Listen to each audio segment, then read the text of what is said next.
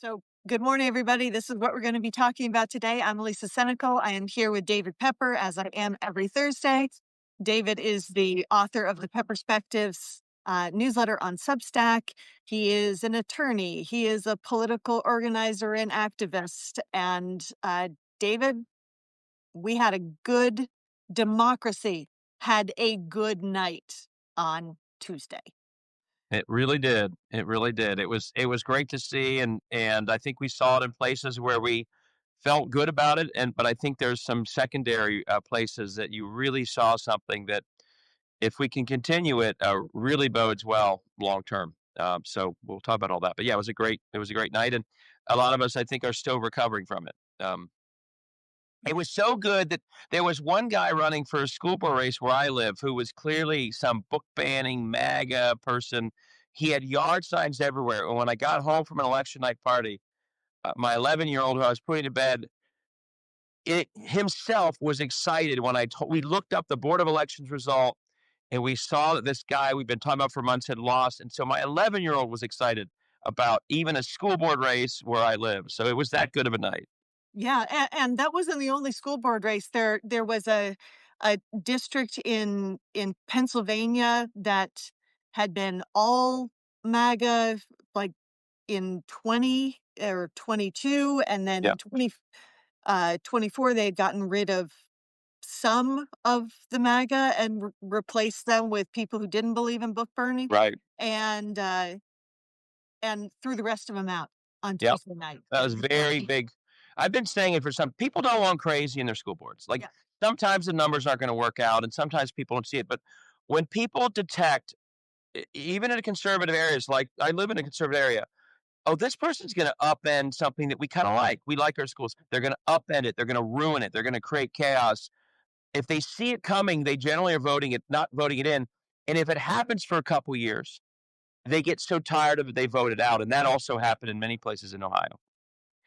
Yeah, I think the school board seats are a really interesting place to look because there is some corollary between something being so close to the voters as school boards. Right? We know our schools, we know our teachers, we trust our teachers with our children, and we know they're doing incredibly hard jobs. So you can't say that terrible things are happening in those kind of situations because people are living it. They see it. Correct.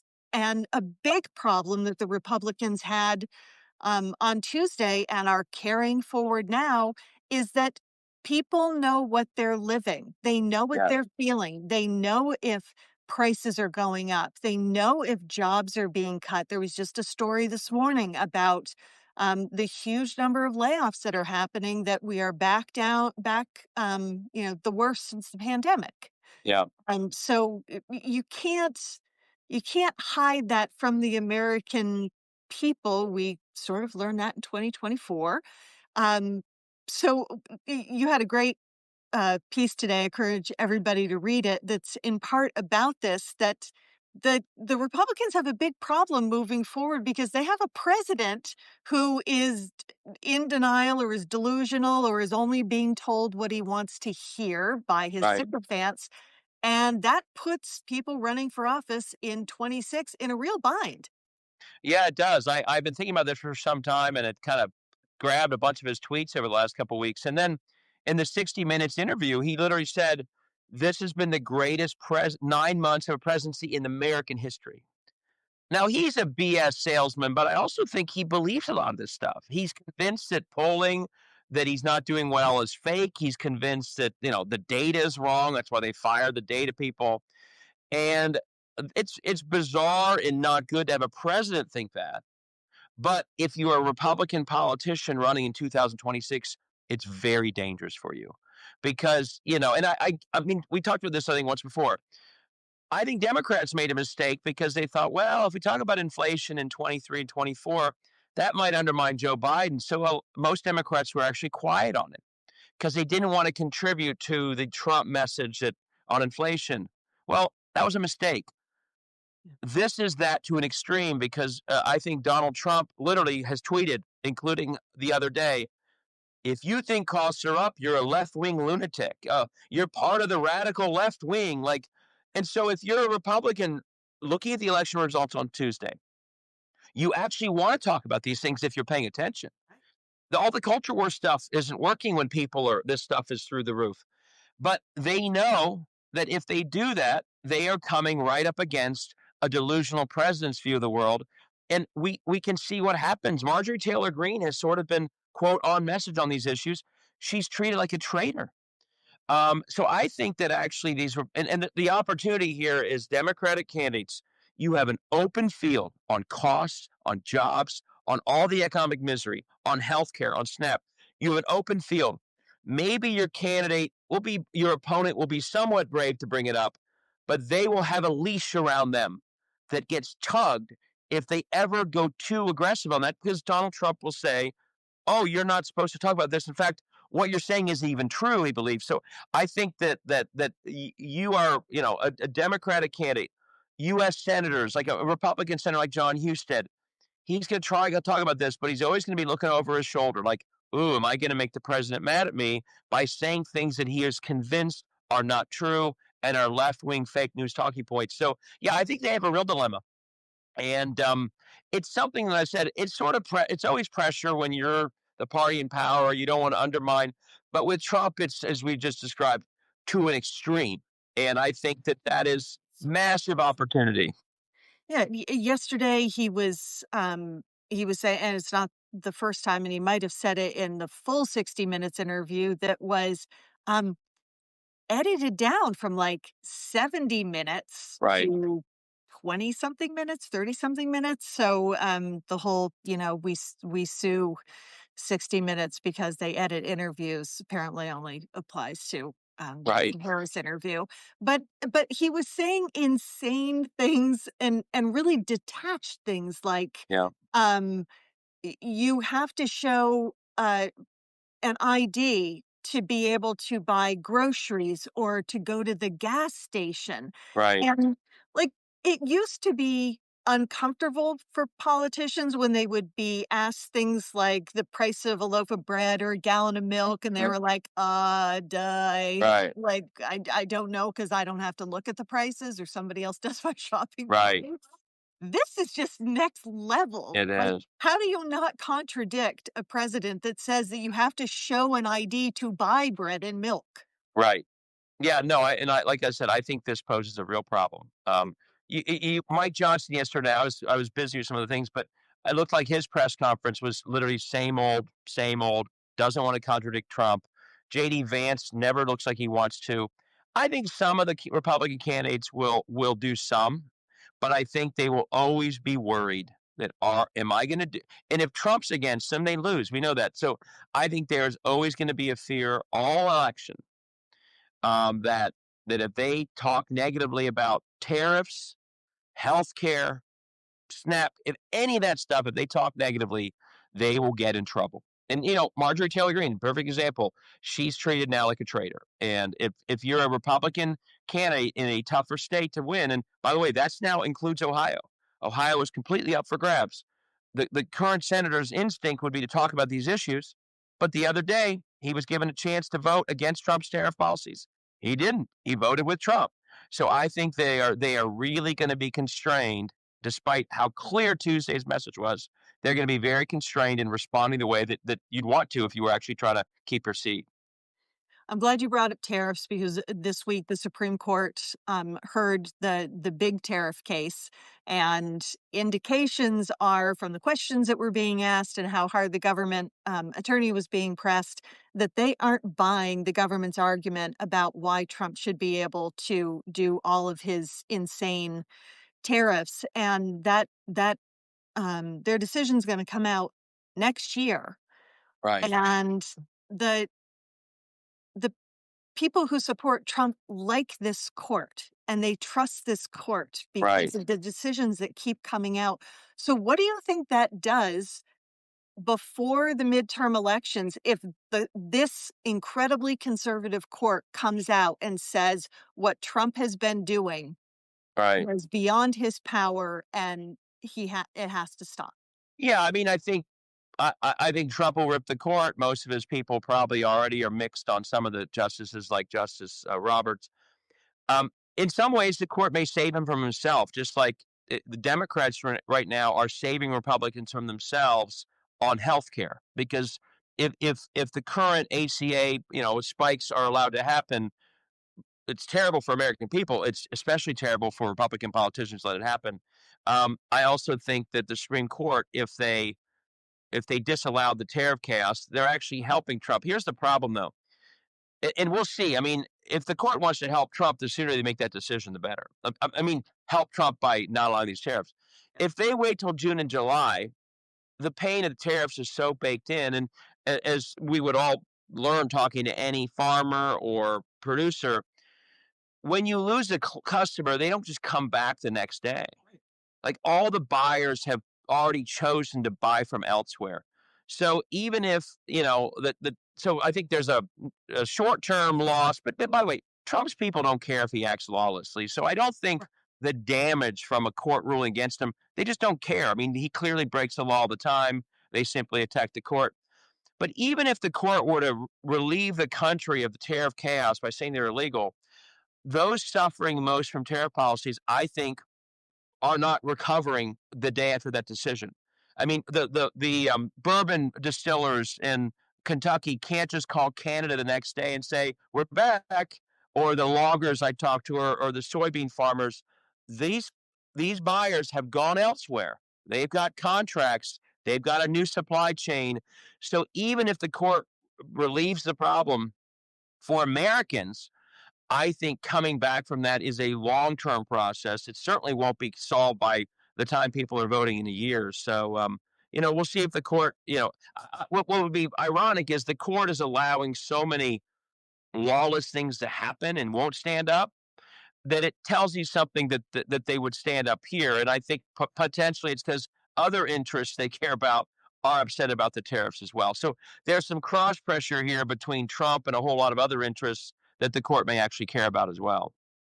I mean, if those tariffs can one of the ongoing blunders that I think Trump is making is that he's already announcing if the court does come out and Right. says he can't put the tariffs on in the way that he's been doing, he has other ways of doing it, and he's just gonna put them back on again. Yeah. So no one is going to start doing business with these businesses that have lost all of these sales because we're now the equivalent of what we've been doing on foreign policy, Yeah. that you can't rely on the United States Great point. because we're all over the place all the time. That's true. If you found another supplier, you're already pretty good.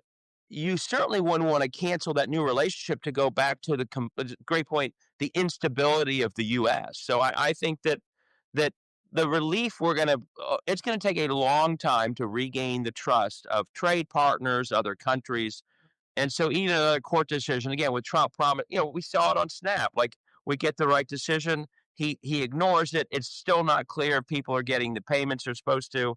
And I think a tariff decision, like you said, would be the same. So even if someone was inclined to go back to some American supplier they like they still can't trust Trump to allow that transaction to feel stable. So yeah, people are really feeling a squeeze from all this. Yeah, they are. Let's talk a little bit more about Tuesday night, because one of the things that you talk about constantly, and it's so important, and we saw the importance proved, is that you need to run everywhere. Yeah, You can't leave any of these seats uncontested, even when the seats have been reliably in GOP hands. yeah, Um, talk about a few of these races who've sure. faced some waves. Well, one is before we get to Virginia, which is really that in North Carolina and last term are the best two case studies of the benefits of running everywhere. But even in local elections, and I wrote about this, and this happened all over. There are conservative areas of greater Cincinnati that I happen to know very well that a few years ago we wouldn't even been running in. These are the places where Republicans typically run up very large margins that allow them to win Ohio against our larger communities. And we not only had really good county chairs recruiting to run in these places. These people didn't just lose by less, they won. Straight up. Anderson Township. I ran for county commissioner. I won. I was the first person. We flipped the county commission majority for the first time in 40 years when I won. Maybe I got to 40% Anderson Township. This is a large 40, 50,000 population place. They had a crazy school board. We flipped the school board. We swept those races. They had a very conservative township trustee board. We flipped it. A few years ago, we're not even running. So the progress you make by steadily running over time. We had phenomenal candidates. Phenomenal candidates. They flipped that. We were the top two vote getters for both the Mason City Council and the Mason School Board.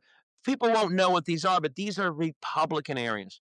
And by running locally, often in technically nonpartisan races, you don't just start giving your voters a reason to get excited and to choose and to vote and to be on message. You can win. And that's what we saw all over America. The Bucks County school board races you talked about, other places. So you can win, and that's what we saw. And strategically winning these places in a year, that's how you flip all of Ohio, because where they typically have gone for large vote margins are suburbs that they have been Republican. That's where they run up the score. And we are now winning those races. A lot of this, by the way, driven by women candidates and diverse candidates. Do not lose sight of that. But Virginia is maybe the best case study, and I've been writing about this for some time because I wanted people to see in advance what was coming. Both the party, but also some great grassroots activists made sure to recruit in every district. They then didn't just recruit; they raised money. And a lot of grassroots donors were more excited about the people running in the very hard districts than the swing districts, because there is something exciting about going out and running where people haven't been running. And you add it all up, and you now the numbers in Virginia just a couple of years ago it was a Republican small majority. We flipped it a couple of years ago to create basically a 2-seat majority, and they blew it out of the water this time. And the benefit of and if you guys put the map together, every part of the state shifted to the left, every district. And why? Well, one, you had a great top of the ticket, but also you had a candidate in every single district knocking on doors that are often ignored, Democrats who feel like they're all by themselves, on message, talking about all these issues. And so you're on message, you're turning the vote out, you're helping the top of the ticket. Abigail Spangberger didn't have to worry that no one else was in a bunch of districts, so she had covered all. She knew that they were candidates, and she, with a few days before the election, and I loved hearing this as someone who's been saying this for years, she said in one of her final speeches, "We are running in every district of this state." She said it. That was something a few years ago most people didn't talk about. And because of that, you also have the state house Republicans. They've got to worry about all those candidates. They can't just spend money on the swing candidates. They have to defend those candidates. And you add it all up, and I think we flipped like 12 seats. And now the state house, the Assembly of Virginia, Democrats are in the 60s and Republicans are in the 30s. Stunning, stunning. So my hope is this really does become the new business as usual. And it means that we will be better connected across the country. We will have our ear to the ground and we'll be listening better across the country. And in the end, I think you can win in some places, like the ones I talked about here. But those technically losing candidates, they were a key part of the winning team. And from now on, we have to treat them as such when we recruit them throughout the entire campaign. And if they don't win afterwards, every winner of a state house seat can thank someone who ran a tougher district in part for their win. Because by being that broad, and by the way, it was the Republicans that left dozens of seats uncontested in Virginia. Good. Let them make the mistake that we were making. Let them be the one leaving people so we could spend their money in other seats. So what I love is that we're starting to correct for mistakes we've made. But those candidates who didn't win in the hardest districts of Virginia, they were a key part of Spangberger winning. They were a key part of that higher turnout. And they were a key part of the fact that I think 12 or 13 Democrats did flip seats, some tough seats. And all of a sudden we have a stunning large majority in a state that a couple of years ago we were in the minority. I think we also undervalue, we know that we all live in our own information bubbles, largely because of what social media does and the media that we choose to consume. And those bubbles are really hard to pierce. But one of the ways you do it is on the local level, the way these races are run. And when people you actually know, or the just general conversation that's happening and coverage that's happening in local newspapers or on the radio, or whatever, it it becomes information that people otherwise would not be exposed to because they're not consuming it, on a larger national level. This stuff isn't Yeah. being covered, but they also, the algorithms are not going to present this stuff to them, even if it is being covered. But when it's happening in your district, and when that person who has held that seat, a GOP held seat, is now having to answer questions about their positions and policies and what it's doing to the people in that community, that's real. You can't fake that. You're not going Yeah. to have a social media post that's going to fix that kind of, um, lack of information that people had prior to it. So, Yeah, and let me clear. Someone wrote it 64-36. I mean, that's the new makeup. That's incredible. That is incredible. This was a razor's edge a couple years ago. We could have lost the majority this year, 64-36. But yeah, the other thing it does is it's not only like information bubbles. These are propaganda bubbles if we're not there. They want to blame in Ohio. You go to a rural area. Oh, the reason the schools are falling apart is because of CRT. The reason the property taxes are up is because of like the local officials. And if you're not there, that's all they hear. If you're there, you're like, no, actually, it's because you defunded schools and gave the money away as vouchers to well off suburbs 100 miles from here. That's why our schools are falling apart. The reason property taxes are going up is because you gave all the money away, tax cuts at the top, and you stuck local governments with the bill. So they had levies and people voted to increase their property taxes. But it's your fault, Mr. State Legislator, not ours. Or the reason health costs are skyrocketing is because you're cutting Medicaid. It's not because of illegal immigrants, or I'm sorry, undocumented citizens getting Medicaid. It's because you cut it. And if we're not there making the case, the propaganda is all they hear. If you're there, you're not going to get to everybody, but it's pushing back. It's breaking up a propaganda bubble.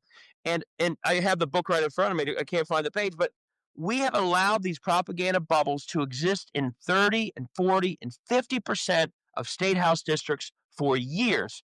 And then we wonder why half of America can't see what we're trying to say. We're not even there. So running in all these places is sort of the first. It's not everything, but it's the beginning of putting a stake in the ground that we're going to listen on the ground. And if we do listen on the ground, we'll hear things we don't agree with, but we'll hear about costs. We'll hear about healthcare. We'll hear about public schools. We might hear about in Indiana, a woman running in rural Indiana told me, "Oh, I talk about property taxes all the time because the state house has led them to be higher." Good. I'm glad she's out there talking about that. But if we're listening there because we're running, then we start to get the message right, and then we start to make inroads. Even in a losing cause, that is so much better than just letting it all go without us even being in the conversation. And that's why this Virginia case study to me is so important. We need to all be recruiting people running all over Ohio and Missouri and Tennessee, and then creating support systems. And we have one in Ohio called Blue Ohio that say to those candidates, we value running so much, we're going to help you financially. We're going to write postcards. We're going to brag about you. We're going to honor your service. And your service started when you started running. Whether or not you ever win in November, your public service began the day you started running for office. I think we need to stop talking about low information voters being the problem, and it's disinformation voters, or True. these people. I I think most people want to be informed and try to be informed when they're going to vote, or, just in general. But if the only information coming at you is propaganda and there's nobody there providing the information, we can't expect the average American is going to sit down and start doing research and even if they do, they end up coming across a lot of information Oh, yeah. that isn't true. So Yeah. we have to be out there talking to these people if we want them to be informed voters when they Yeah. go to make their decisions. Um, I also Absolutely. want to talk a little bit about uh, Gen Z because they in 2024 we saw big swings, especially young men, and uh, Gen Z was back, baby. Yeah. And everybody's been focusing a lot on the New York City mayor's race, Right. and the support that Mondani got from young people. But in California, this is not just a New York City phenomenon Yeah. because they showed up Yeah. on Prop 50, and that made a huge difference. And that's not a personality True. race. Uh, That's not, you're promising things that I think will help me personally, and I want those things, so I'm going to vote for you. This was, I deeply care about what is happening to the structural integrity yeah. of our democracy, and I'm going to show up and, Yeah. and vote to make sure that our voices still matter. I think it is amazing, and you start having that kind of turnout among young people, and that changes outcomes. Um, I think the way that, and again, I want gerrymandering gone everywhere, but we think we need to fight fire with fire. And I think that young people, unlike my generation who grew up maybe under some romantic illusion that, oh, democracy is amazing, it's just going to stay there. They see the more raw view of it, which is, oh, this is, and they see BS, Yeah. and they like the fighters. And when Gavin Newsom said, this is BS, what's happening in Texas is absolutely outrageous, and we're fighting it, I think young people respect that fighter. And I think they are responsive. And I see this with what I talk about. The more I call out laboratories of autocracy in blunt terms, it's lawless. There's no I think I'm connecting better versus simply sort of the high-minded, well, we need to do some quote reform. No, this I'm living in a lawless state in Ohio. We have no rule of law. It's a bunch of privateers at the state house. They are serving private interests and not us. I think the blunt spokenness is people respond to that. We're calling it out it clearly. And I think young people, that's more credible than sort of the sometimes I'm a nice person. I can be civil. But when we over civilize lawlessness, authoritarianism, cheating, rigging, and we use words that dress it up, I think young people think that, oh, those people must be part of the bad system. Right. And I think that the way Gavin Newsom and certain candidates, let's say Bernie Sanders too, when they call it out more bluntly, I think young people, because they already see it as that bad, it's all they've ever known. All they've ever known is broken politics. And rather than romanticizing it, when we call it out bluntly, I think they're like, that's the kind of person I'm behind. And I think the effort to fight fire with fire in California, that was a fight, and I think they respected people who were putting up that fight. So I think there is a lot there. And I've, in my own world where I was the party chair, and my guess is young people thought I was the establishment, all that. But when I started writing books saying these are laboratories of autocracy, they're rigging and they're cheating and all of a sudden I've got people saying, oh, you sound different. This is better. And I think the young people are especially ones, they want to see BS called out. And I think for those who are maybe a little less engaged, we also need to convert what's happening to how it impacts their lives. Young people are the one, and I think about this with my kids every day, and it's tragic. Young people are shouldering most of the cost of the broken politics more than anyone else. The gun violence, the higher tuition, they can't buy homes. We're getting rid of the tax base with giveaways to the top. It's bad enough for us to watch, but it's my kids who are gonna inherit all this. Yep. And Entry-level jobs are incredibly yes, hard to find. all of it, the gig economy, all of it. Yeah. And the reason the older Americans on the Republican side especially are doing this is because they don't think young people are gonna vote back. They don't think they're gonna pay attention. Is they're literally pushing the cost of all their policies down on young people. And they think young people are not paying enough attention to fight back. And so when I talk to young people, I say that should be a challenge to you. They're knocking the block off your shoulder. Are you going to fight back or not? But because your voting is how you protect not just this country, but your generations from all the costs that some older generations are sticking on you for their benefit. And we have to just overcome the assumption that these folks have that young people just don't care enough to vote. And the other day was a perfect example of that happening. Yeah, the issue I wanna end on is something that is now being talked about post-election where, the Democrats are getting back to their good old-fashioned hand-wringing and, like, Right, finding ways to, be terrified coming out of a great night, and a lot of that seems to be centering around Mamdani winning and, "Oh my god, the GOP is gonna paint Democratic socialists as the future of the Democratic Party, and if you vote for Democrats anywhere, this is what you're voting for." And I just think that is such horseshit. I don't understand why people right, buy into that. That's New York City, right? right, New York City is not Louisiana, is not Florida, is not Washington State. It's not even Vermont. right. And we have a Democratic socialist who spent our d well, mayor of Burlington and then, member of Congress and or, representative and now a senator forever who ran for president and did pretty damn well, and Right, it didn't mean that the party was becoming a democratic socialist party, so why do we keep buying into this fear that if right, you support candidates in different places who represent right. your population, that it is somehow going to poison the entire party Yep. and lose future elections? They're already doing that in Ohio. They've got a tweet yesterday about Amy Acton and Sher Brown and Mondami. And I think in an age where costs are skyrocketing and jobs are being lost, like they're the Republicans, if they pursue that, it's just not going to work.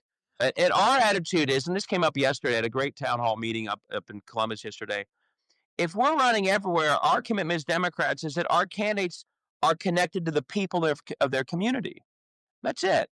And in a rural district of Indiana, that candidate needs to be connected to the people of that state house district. And that means they're going to be talking about maybe some overlap, but a lot of things different than New York. The people of New York elected him. When you're attacking him, you're essentially attacking the people of New York. They voted for him. But that doesn't mean that the Democrat running in rural Ohio is saying the same thing.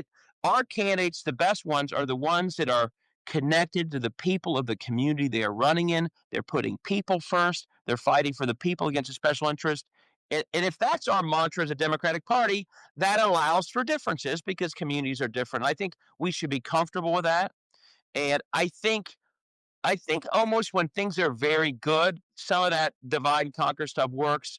But if people in rural Ohio are literally seeing everything explode, being it food costs and health costs, that stuff, it'll work with diehards. But the great middle of the electorate is not going to that Republican propaganda.